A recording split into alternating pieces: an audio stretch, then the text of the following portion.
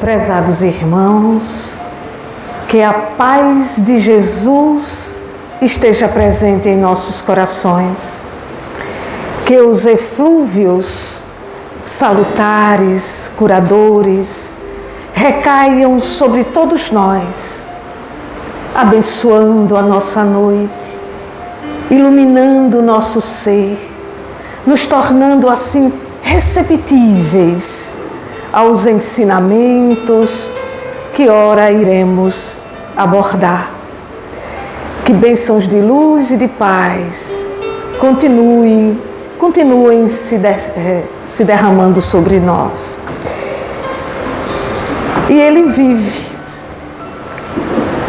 vive e nós podemos crer no amanhã, no hoje. Vamos continuar nessa vibração que a semana toda a gente vem sentindo e percebendo. E que nesse momento paira de uma forma harmônica aqui. Nos mantenhamos assim. E para darmos início ao trabalho da noite de hoje que trouxemos, nós queremos, assim, o tema, a nossa irmã já se referiu a ele, como rumos definidos. E para iniciarmos, nós trouxemos uma história, não é? Algo assim para guardarmos conosco. É uma história chamada O Monge e o Crucificado, que de certo muitos já ouviram, mas nós vamos trazer ao calor da nossa própria emoção. Em uma silenciosa e tranquila capela, um monge chamado Serafim pedia insistentemente ao Senhor que ele deixasse ficar por sobre a cruz, pois queria imitá-lo em tudo. O Senhor, após refletir um pouco, permitiu, dizendo a Serafim que ele deveria ficar em silêncio.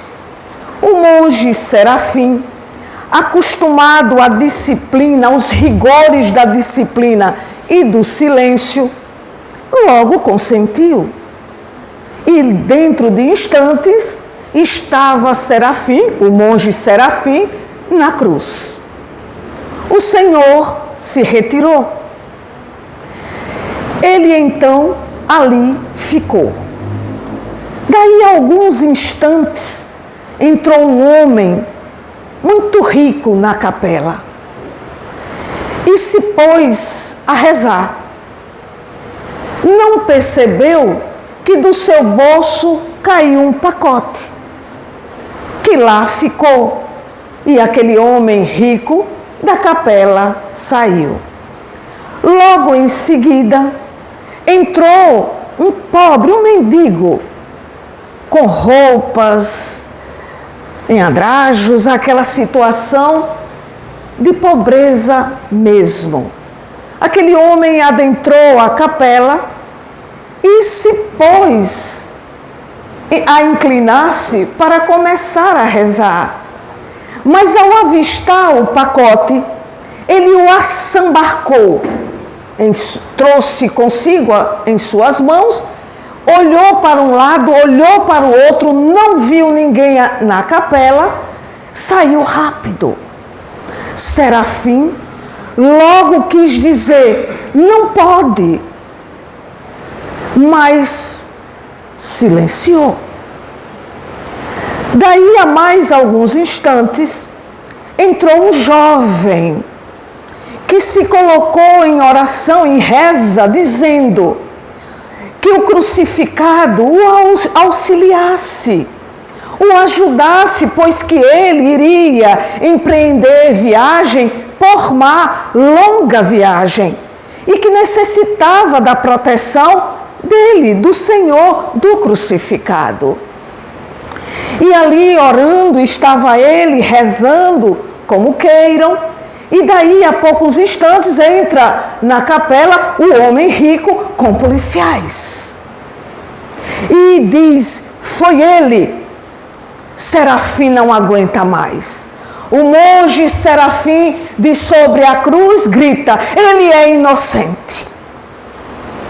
Todos procuram ver de onde vem aquela voz, que de uma maneira direta, tal voz direta, né? A voz direta estudada nos capítulos abençoados da mediunidade, do estudo da mediunidade. Então, aquela voz se fez no ambiente e todos começaram a procurar no homem e não encontraram pacote algum. Confabularam e chegaram à conclusão que o certo deveria ser liberar aquele homem. E foram então em busca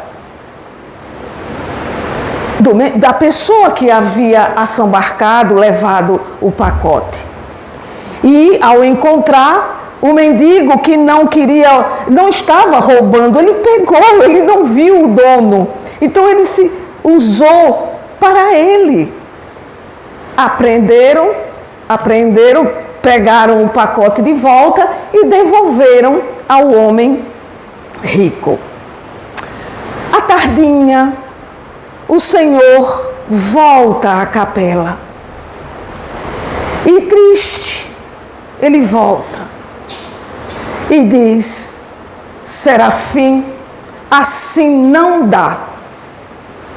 Serafim diz, o que foi que eu fiz com aquela expressão, aquele rosto inocente, aparentando inocência? O que foi que eu fiz? Eu fiz o certo, eu fiz o justo. Pois é, Serafim. Você acredita que fez o certo, que fez o justo. Mas aquele homem rico, ele estava com aquele pacote para fazer um grande crime, para cometer um grande crime. Aquele outro, o mendigo, ele pedia que eu lhe desse uma forma dele mudar de vida. E aquele outro moço jovem, agora, Serafim, ele está no fundo do mar. E isso se deu porque ele estava rezando, pedindo que houvesse a proteção para que ele pudesse fazer a viagem de forma tranquila. Para impedir, Serafim, Serafim, aquele homem perdeu o dinheiro, perdeu o pacote com dinheiro para auxiliar aquele mendigo que necessitava de mudar de vida. E aquele homem precisava ser acusado e ficar preso por algumas horas, apenas algumas horas, para perder o navio. E agora não está no fundo do mar. Serafim, aprenda uma coisa. A providência divina faz tudo muito melhor que você. Muito melhor, mesmo que pareça estar tudo errado. A providência divina lá está, organizando e traçando tudo da melhor maneira possível. Aprenda. Joana de Ângeles, a veneranda, no livro Filhos de Deus, nos diz que tudo está na ordem divina. Embora não percebamos, embora não a detectemos, ela lá manifesta em tudo, expressando a sua origem no Criador. Em nós mesmos existe ordem divina, no corpo, na mente, na alma. Ela está presente em absolutamente tudo e em nós ela está restabelecendo, ela está regulando, a ordem divina está em nós, regulando a vida e fomentando-a. Ou seja, está em nós estabelecendo regras, normas, princípios, e está nos motivando, nos estimulando a viver cada vez melhor, de maneira mais ditosa, de maneira mais a que venhamos evoluir. Nós vemos que os nossos neurônios, eles trabalham numa precisão, numa coesão, numa harmonia que só há explicação em Deus, na grandeza desse Criador de tudo e de todos. Nós vamos ver as moléculas, as células em nós, os órgãos, nós vamos ver os membros, tudo numa perfeição, numa sintonia, num sincronismo extraordinário. Existe ordem em tudo. Por mais que nós não consigamos, como dissemos, ver, está tudo na ordem. Está tudo certo, como nós costumamos afirmar, dizer. Nós, às vezes, quando nós nos identificarmos, quando a gente conseguir identificar essa vibração que emana de Deus, a nossa vida passará a ser só harmonia. Nós passaremos a viver em harmonia, nós e todos que estão conosco no caminhar. Haverá harmonia, porque nós estaremos identificando essa vibração que é oriunda de Deus, que vem de Deus e que está em nós e conosco e por toda parte. Por vezes, nós não conseguimos identificar, não conseguimos encontrar, perceber e só vemos atrasos, insucessos, desafios, dificuldades o tempo todo. E nós não conseguimos aonde está essa vibração, de onde, como chegar nela. Pois é, precisamos buscar. Quando nós não identificamos, quando nós não conseguimos perceber, alcançar, busquemos. Nos esforcemos no sentido de encontrá-la. Em algum ponto, nós vamos achá-la, porque ela está em nós, em torno de nós. Ela existe, é fato. Então, precisamos apenas nos esforçar para buscar. E, por vezes, nós estamos tão fora da lei, tão desconectados da lei, né? Da lei que rege tudo e todos, que é por isso que os desafios, as dificuldades são mais fáceis os insucessos. Por vezes não oramos. Nós costumamos dizer sempre que Deus é imenso, Deus é enorme, e que muitas vezes nós dizemos um vazio. Tenho tudo a nível material, acadêmico, tudo, mas um vazio.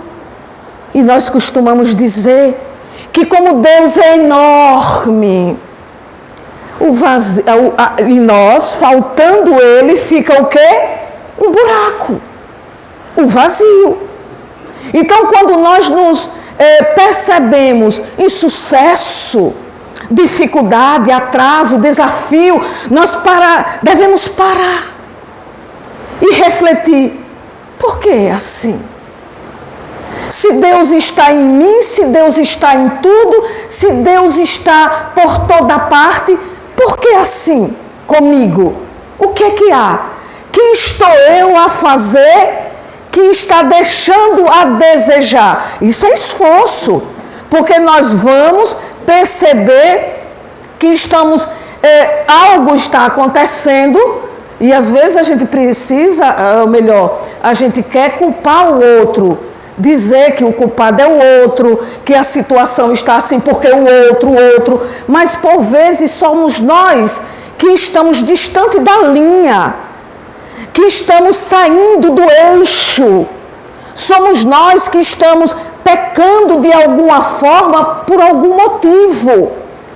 E muitas vezes a gente não percebe porque não faz essa busca, não faz essa análise profunda, não trabalha na reflexão contínua para poder descobrir.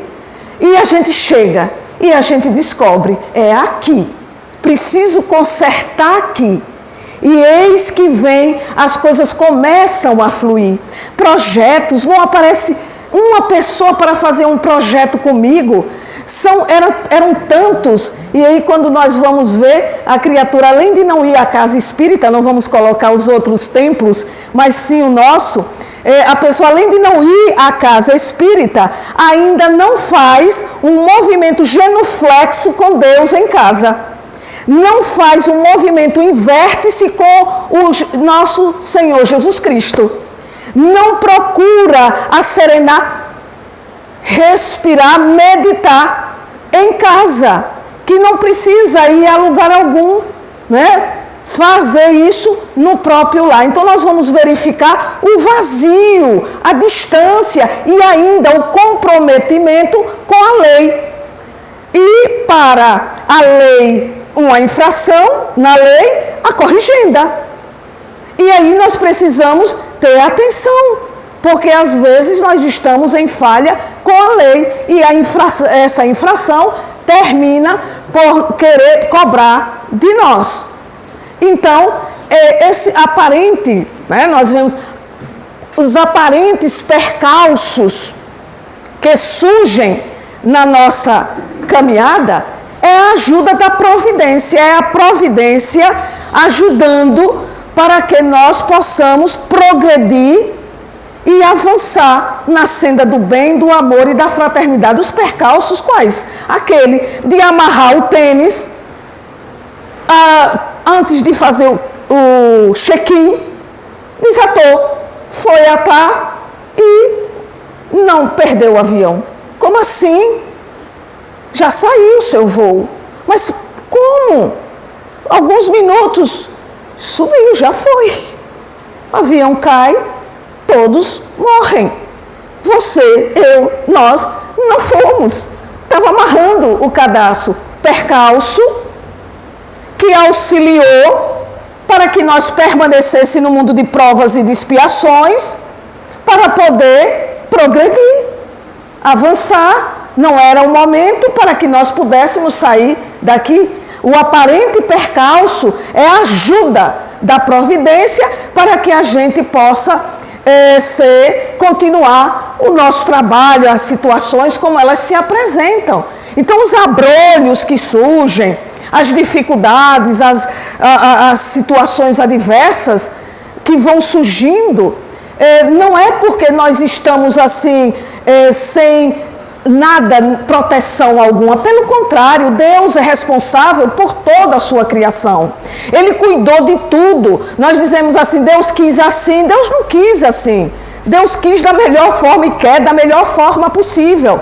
E nos ajuda mesmo com a misericórdia, que por vezes não sabemos explicar a misericórdia de Deus, porque elas surgem até mesmo como um percalço para poder nos tirar daquela situação difícil que se apresenta. Então ele é responsável, ele está responsável. Todas as suas leis já foram elaboradas, traçadas, para que nós pudéssemos colher bem, mas mediante um plantio salutar, um bom plantio, uma boa semeadura, uma boa plantação. Ele tem a lei para quem semeia bem e tem a lei já existente. Então, Deus me ajuda. Sim, Ele ajuda, Ele colabora, Ele faz tudo por nós. Mas nós estamos fazendo todo esse movimento na direção de poder usufruir de maneira segura e tranquila dos benefícios e das bênçãos e benesses e das enxertias que Ele faz em nós. nós, por vezes, não nos encontramos nessa condição. Por vezes, nós estamos tão armados, tão fechados, que essas enxertias, que esses recursos vêm até nós, batem e caem para lá. Porque nós estamos fechados, distante da grandeza do Pai, da grandeza desse irmão maior. Então, tudo está na ordem, tudo segue ordem. E aí, às vezes, muitas vezes, a rebeldia de hoje vai eclodir, vai surgir lá na frente. O resultado, o efeito da rebeldia de hoje. E aí, porque Deus, lá na frente, nós, lá na frente, por que eu? Por que comigo? Não, para quê? Para que você reconheça, para que eu reconheça que lá atrás fui rebelde. Fui contra a lei. Fui contra os ditames da lei. E por isso que as leis de Deus, sim, que estão escritas na nossa consciência, mas também a lei de papai, a lei de mamãe, né? As leis, as regras que estabelecem o bom viver dentro do lar, dentro da vida no contexto geral, não é? No ônibus, no ponto, no trabalho, na escola, na universidade, onde for. A gente tem regras, tem normas, e às vezes a gente se rebela contra elas. E aí depois vem um resultado que não é tão bom assim, não é? Então nós precisamos ver que não estamos ao léu. Quando nos conscientizarmos que não estamos ao léu, mas sim nos movimentando numa correnteza superior, haveremos de superar as decepções, as amarguras, as depressões, as ansiedades, porque o hálito de Deus, que vitaliza a tudo e a todos, se manifesta em nós e em torno de nós e em tudo que existe ligado, que diz respeito a nós. O hálito de Deus está em você, está em mim, está em todos nós, vitalizando, dando energia, dando força, dando vigor, virilidade, dando vida, para que nós possamos nos movimentar. E Ele segue cuidando e zelando. Então nós não estamos ao léu.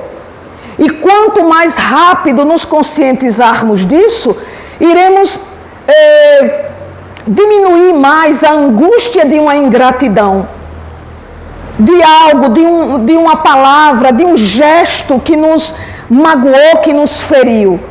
A gente se liberta porque a gente sente uma força maior, mais benéfica, nos envolvendo e nos trazendo para a vida, dando-nos tônus mesmo. Então não rejeitemos essa energia renovadora, direcionadora, essa energia que nos dá assim direção mesmo, que nos movimenta para frente. Não rejeitemos. Pelo contrário, procuremos cooperar com essas estatuídas leis soberanas que estão por toda parte e que voltam facultando a nós paz. Horas de paz, de serenidade, horas abençoadas, elas voltam para nós. Então a gente coopera com a lei e a lei nos encontra, nos devolvendo, nos dando toda a paz, toda a bênção, toda a serenidade, toda a tranquilidade que nós haveremos de merecer pelo trabalho, pelo labor, pela charrua que seguramos e estamos levando, trilhando com dificuldade, às vezes os ombros, aí os joelhos desconjuntados, às vezes os ombros querem envergar, mas a gente lembra que o vitalizador está conosco, que é Deus, e a gente se ergue para melhor caminhar. Então, o Evangelho de nosso Senhor Jesus Cristo, ele tem todas as diretrizes necessárias para que nós possamos modificar nossos atos, impulsionar a nossa marcha e chegarmos céleres no nosso Pai Criador.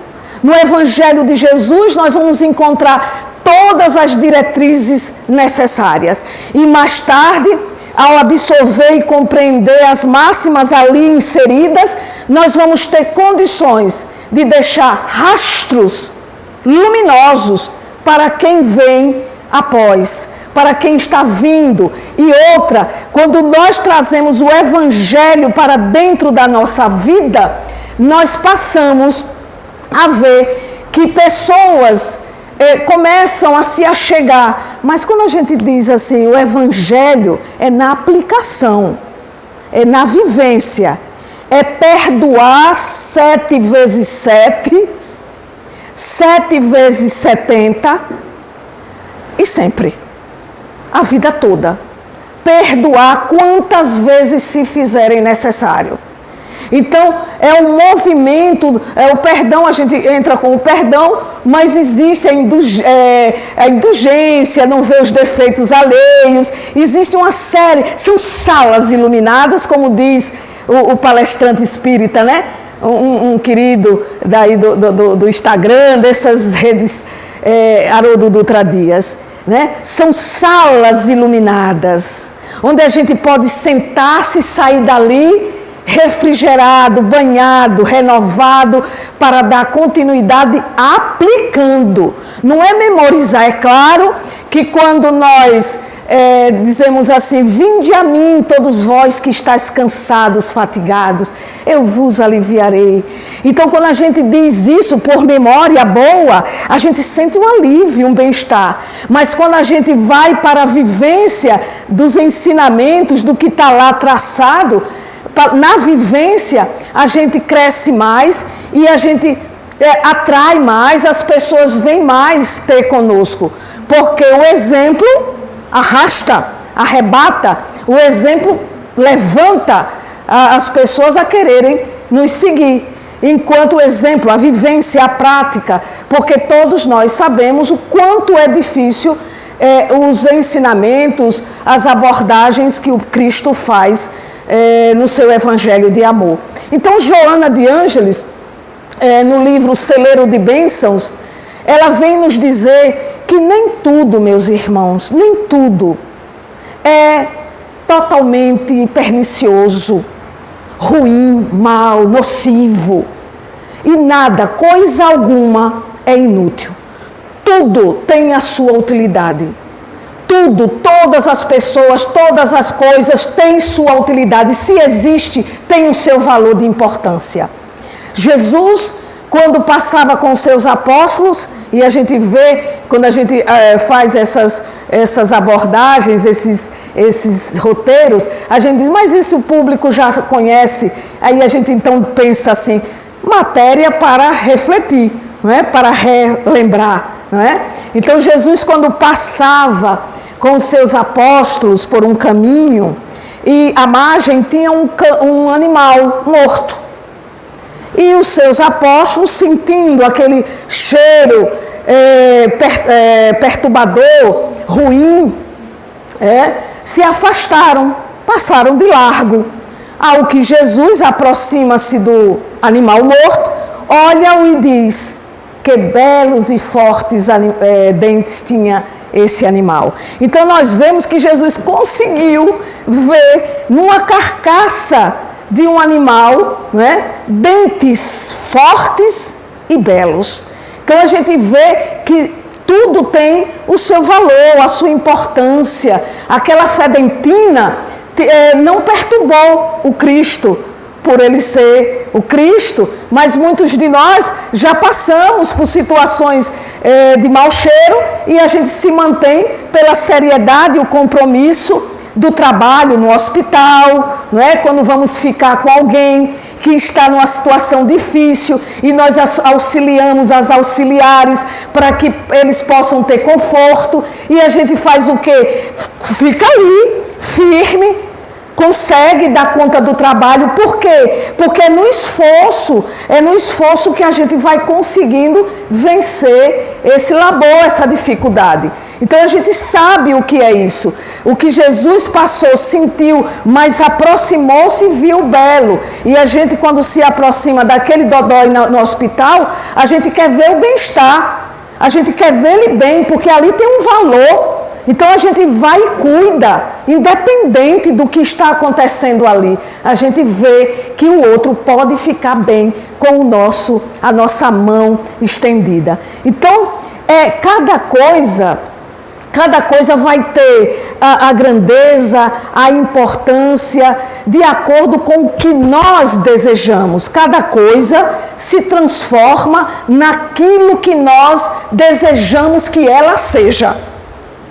Cada coisa se transforma naquilo que nós desejamos que ela seja. Por quê? Porque é o desejo que nos move. É o desejo que nos dirige. É o desejo que nos impulsiona. Né? O desejo é que vai fazer, a gente pensa, elabora, a mente trabalha nesse projeto, mas é a direção, o movimento, a força, a grandeza do projeto vai depender do desejo real que nós sentimos. Porque o imã do desejo, né, é o coração, é o sentimento. Então, se a gente idealiza uma coisa, coloca estrutura, mas não põe ali sentimento, igual nós estávamos falando ali há pouco, quando nós não colocamos sentimentos, a tendência daquele projeto, daquele objetivo é cair por terra, porque não houve a sensibilidade de um coração, do coração, não houve a participação do coração. Emmanuel, ele nos diz que em todos nós existe um leme. E o leme está escondido, ele está escondido na nossa mente. E oculto em nosso peito está aquele que o dirige. O que é que está oculto no nosso peito? O coração, o sentimento. É ele que vai impulsionar e vai transformar aquilo no que queremos. Então, a diretriz que nós damos é que é responsável pelo que nós colhemos. Nós criamos, elaboramos, trazemos para fora e damos direção, damos sentimento. E daí a gente vai vamos colher o que nós criamos, o que nós elaboramos, o que nós objetivamos para nós mesmos. Então a gente vai transformando as coisas que vão surgindo na nossa vida. E se nós colocarmos sentimentos, elas vão ser sempre purificadas. Elas vão sofrer sempre o toque do amor. Então a coisa não é muito bela, não é muito bonita, não é muito boa, não é muito... Mas a gente colocando o sentimento, a gente percebe que flui de uma maneira diferenciada. Flui de uma maneira que nós depois dizemos, mas eu não pensei que eu tinha essa postura diante de uma situação tão feia, tão desequilibrante, e tive, porque nós colocamos sentimento. Por isso que a diretriz foi de uma colheita abençoada, porque nós fizemos isso. Então o rumo que imprimimos dará o efeito que nós esperamos. O rumo, qual é o rumo que nós estamos dando?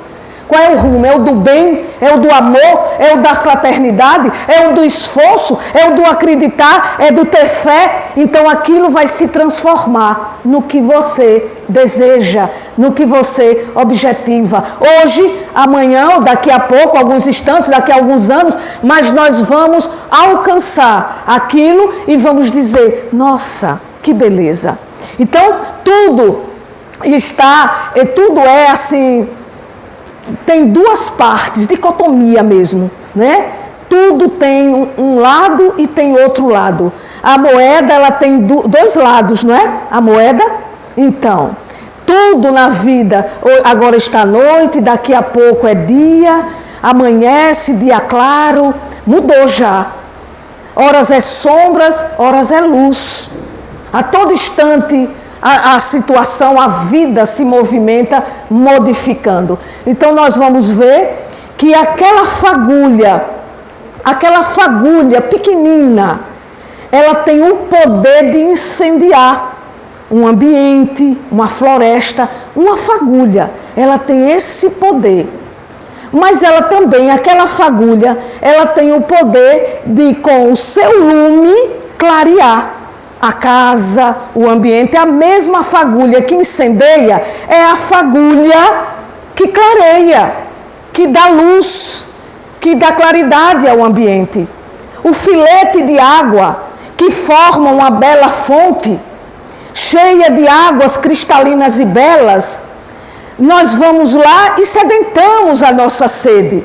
Mas aquela fonte, se ela for abandonada, ela vira num lamaçal, num lodaçal, cheia de miasmas, que vai complicar, dificultar a nossa saúde e nos levar à morte se ingerida. Vê? Então tudo nós precisamos ver um lado e ver o outro, de todas as coisas que existem. A taça que nós oferecemos, o veneno que mata, é a mesma taça que oferece o remédio que cura.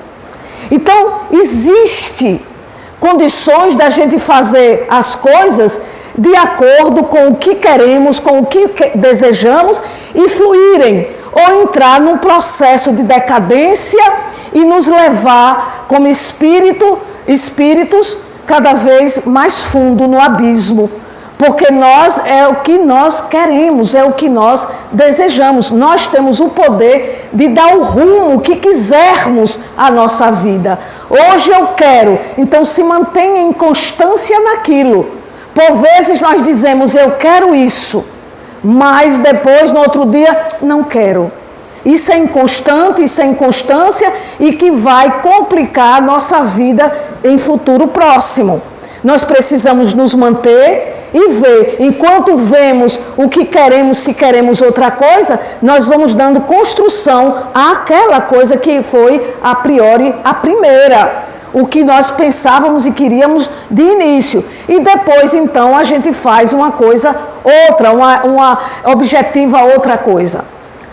A gente quer ser engenheiro civil no início, mas depois a gente vê a dificuldade, a complicação que é se manter nesse curso. Então nós dizemos, eu quero direito, mas a gente está no meio do curso. Então a gente segue por ali com dificuldade, dizendo, não é isso, mas a gente se mantém. Quando desenha na nossa frente, impulsionado pelo sentimento, desenho mental, pensamento, vida, atitude mental. Quando a gente chega e diz, não, eu não quero engenharia civil, não é isso. A gente desenhou, elaborou direito, e então eu quero a universidade de direito, ser advogado. Então, a gente deixa a engenharia que nem lembra, e segue firme no propósito de fazer direito. É isso. E não deixar uma coisa e começar outra, termina aqui, para aqui, começa, elabora, não dá em nada. Não. Buscar, sentir primeiro. Sentir Deus, sentir Jesus no que nós vamos fazer.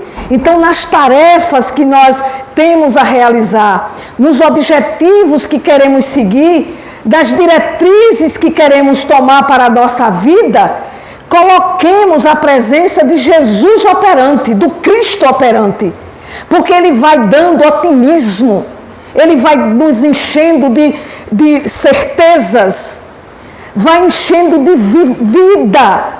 Nós vamos seguindo assim profundamente ligado ao Cristo e vamos realizando nossas tarefas de forma otimista. E quando nós chegamos lá, as minhas realizações, as suas realizações foram todas perfeitas. Se não perfeitas, quase perfeitas, porque estava com Cristo. As diretrizes que nós buscávamos foram todas buscando o Evangelho. E como fazer isso? Abrindo o Evangelho, sentindo. Se nós não sentirmos o Evangelho, não fechemos. Enquanto o Evangelho a gente não sente, antes eu dizia assim, orando. Ore. Quando uma lágrima descer, pode parar. E agora é o Evangelho. Não sei se muitas pessoas aqui já ouviram eu dizer isso.